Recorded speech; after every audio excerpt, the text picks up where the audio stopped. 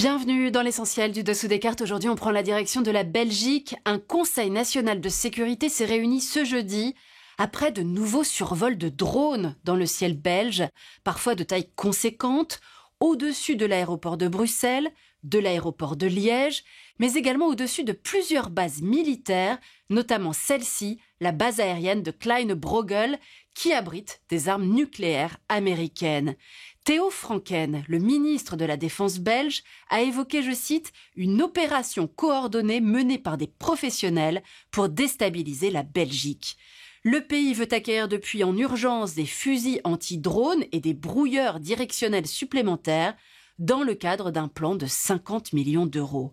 La menace est sérieuse, il faut en être conscient, a dit encore le ministre belge, ne mentionnant pas explicitement la Russie, même si elle est bien sûr dans toutes les têtes, car Vladimir Poutine témoigne régulièrement de son hostilité à l'égard de l'Union européenne.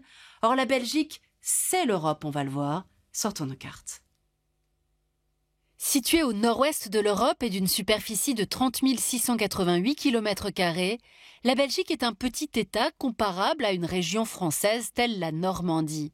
Elle est bordée par la France, le Luxembourg, l'Allemagne, les Pays-Bas et la mer du Nord, avec 65 km de côte. La Belgique est Bruxelles, bien sûr, sa capitale, siège des institutions européennes. C'est à Bruxelles que se trouve notamment la Commission européenne. Présidée par l'Allemande Ursula von der Leyen depuis 2019, elle est constituée de 27 commissaires désignés par les États. C'est la branche exécutive, le gouvernement de l'Europe. On trouve aussi à Bruxelles le Conseil européen, présidé par le Portugais António Costa depuis 2024, constitué des 27 chefs d'État et de gouvernement, ainsi que de la présidente de la Commission européenne. C'est le Conseil qui fixe les grandes orientations à venir de l'Union.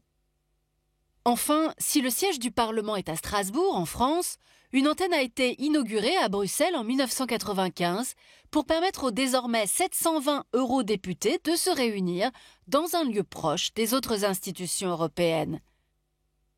Notons qu'à Bruxelles, on trouve également le siège de l'OTAN. 4000 personnes y travaillent à plein temps. C'est notamment ici que s'est déroulé le sommet extraordinaire du 24 mars 2022. Première rencontre des pays membres de l'OTAN après l'invasion russe à grande échelle de l'Ukraine.